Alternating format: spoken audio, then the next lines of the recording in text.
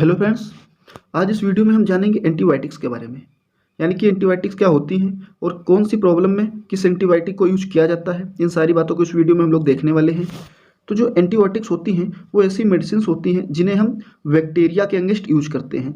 यानी कि जब किसी भी व्यक्ति को बैक्टीरियल इन्फेक्शन हो जाता है तो उसे ट्रीट करने के लिए जिस मेडिसिन को हम यूज करते हैं उसे एंटीबायोटिक्स बोला जाता है।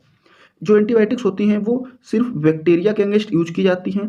वायरस में इनका कोई यूज नहीं होता है, क्योंकि जो एंटीबायोटिक्स होती हैं वो सेल वॉल पे वर्क करती हैं और बैक्टीरिया में सेल वॉल होती है और वायरस में कोई भी सेल वॉल नहीं होती है। इस वजह से एंटीबायोटिक्स को हम सिर्फ बैक्टीरिया पर ही यूज कर पाते हैं।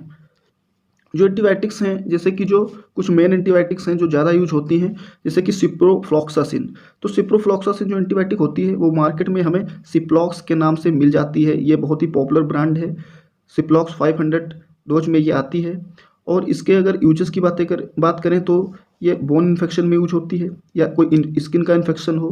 जैसे ये टाइफाइड जब होती है किसी को, वो भी एक बैक्टीरियल डिजीज है, तो टाइफाइड को ट्रीट करने के लिए इसका यूज किया जाता है। यूरिनरी ट्रैक्ट इन्फेक्शन जब हो जाता है किसी को, जब यूरिनरी ट्रैक्ट में कोई इन्फेक्शन हो जाता है उसको ट्रीट करने के लिए इसका यूज किया जाता है। इंट्रा एब्डोमिनल पेन जो होता है, कोई इंट्रा एब्डोमिनल इन्फेक्शन हो जाता है उस केस में भी सिप्रोफ्लॉक्सासिन को यूज किया जाता है। इंजरी का कोई इन्फेक्शन हो जाता है, जैसे कि जब कोई वुंड हो जाता है उसमें जब इन्फेक्शन हो जाता है तो उस केस में भी सिप्रोफ्लॉक्सासिन का यूज किया जाता है। देन जो है वो है सिपोडॉक्सिम प्रॉक्सीटिल एंटीबायोटिक। ये मार्केट में हमें जो फेमस ब्रांड है वो गुडसेफ है। जैसे कि गुडसेफ 200 में भी ये मार्केट में आती है।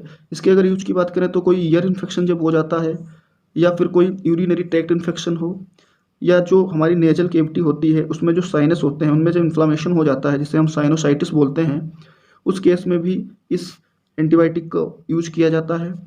या फिर जब किसी फीमेल के जेनाइटल ट्रैक्ट में या कोई जेनाइटल एरिया में कोई इन्फेक्शन हो जाता है उस केस में भी इस एंटीबायोटिक का यूज किया जाता है। नेक्स्ट जो है वो है एजिथ्रोमाइसिन।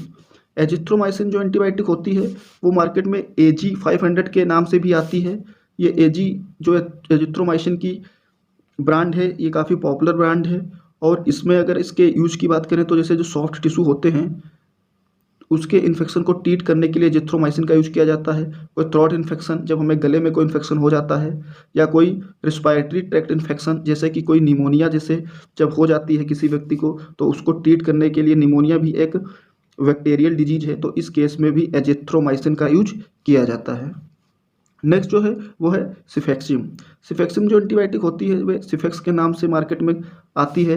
जैसे कि यहाँ पे जो पिक्चर है सिफेक्स 200 mg में, तो इस नाम से भी ये मार्केट में आती है, जो कि एक सिप्ला ब्रांड की टेबलेट है। इसके अगर यूज की बात करें तो ये लंग इन्फेक्शन में यूज की जाती है, या थ्रोट इन्फेक्शन में जब गले में कोई इन्फेक्शन हो जाता है, या कोई UTI जैसे कि यूरिनरी ट्रैक्ट इन्फेक्शन हो, या कोई ईयर का इन्फेक्शन हो जैसे कि ओटाइटिस ईयर का इन्फ्लामेशन हो, या कोई जेनाइटल इन्फेक्शन हो, उस केस में इसका यूज किया जाता है। नेक्स्ट जो है वो है नॉरफ्लॉक्सासिन।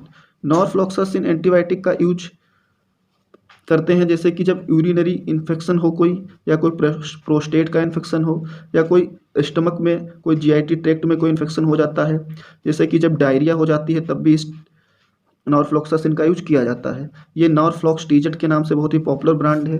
जैसे कि नॉरफ्लॉक्सासिन एंड टिंडाजोल के कॉम्बिनेशन में भी आती है। जैसे कि नॉरफ्लॉक्सासिन एक एंटीबायोटिक है और टिनिडाजोल जो है वो एक तरीके का एंटी पैरासिटिक ड्रग होती है। तो इसका यूज इन चीज़ों में किया जाता है, नॉरफ्लॉक्सासिन एंटीबायोटिक का। फ्रेंड्स, हमें कोई भी एंटीबायोटिक अपनी मर्जी से नहीं लेनी चाहिए, क्योंकि जो एंटीबायोटिक्स होती हैं वो कितने दिन तक लेनी है, कितनी डोज में लेनी है, ये आपको डॉक्टर की सलाह पे लेना चाहिए। क्योंकि जो एंटीबायोटिक्स जब हम गलत लेते हैं तो उनका इम्पैक्ट, हमें हार्मफुल इम्पैक्ट हमारी बॉडी पे पड़ता है, और फिर बॉडी उन एंटीबायोटिक्स के लिए रजिस्ट हो जाती है, तो फिर वो एंटीबायोटिक्स हमारे ऊपर वर्क नहीं करती हैं। इस वजह से काफ़ी प्रॉब्लम्स आ जाती हैं। इस वजह से हमें डॉक्टर के ही प्रिस्क्रिप्शन पे एंटीबायोटिक्स को लेना चाहिए। नेक्स्ट जो है वो है मेट्रोनिडाजोल।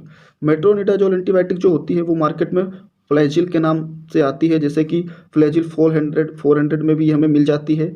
इसके यूजेस को देखें तो ये डायरिया में यूज होती है, या जब हमें फेसेस में ब्लड आता है, जब स्टूल में ब्लड आने लगता है तो उस कंडीशन में इसका यूज किया जाता है। या कोई पैरासिटिक इन्फेक्शन जिसे हम पैरासिटिक इन्फेस्टेशन बोलते हैं, उस पैरासिटिक इन्फेस्टेशन में भी इसका यूज किया जाता है मेट्रोनिडाजोल का।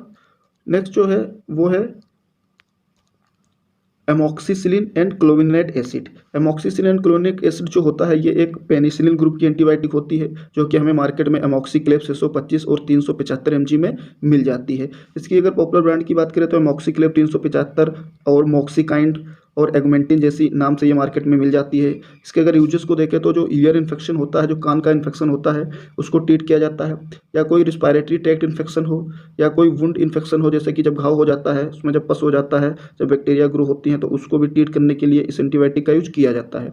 या कोई सॉफ्ट स्किन टिश्यू जो होते हैं उसमें कोई इन्फेक्शन हो जाए उसको ट्रीट करने के लिए भी एमोक्सिसिलिन एंड क्लोविनेट एसिड का यूज किया जाता है। देन जो है वो है ओफ्लॉक्सासिन। ओफ्लॉक्सासिन जो एंटीबायोटिक होती है वो मार्केट में ओफ्लॉक्स 400 या फिर ओफ्लॉक्स के नाम से बहुत ही पॉपुलर ब्रांड है।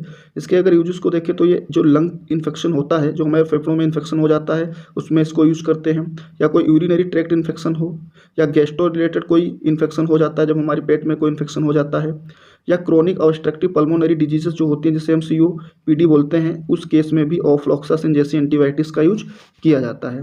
तो फ्रेंड्स ये एंटीबायोटिक्स थी और उनके यूजेस थे कि ये एंटीबायोटिक्स कहाँ पे अच्छे से वर्क करती हैं, इस बारे में हमने जाना। तो फ्रेंड अगर आप चैनल पर नए हैं तो प्लीज़ चैनल को सब्सक्राइब कर लें, इससे हमारी हेल्प हो जाती है और आपको हर एक वीडियो का नोटिफिकेशन मिल जाता है।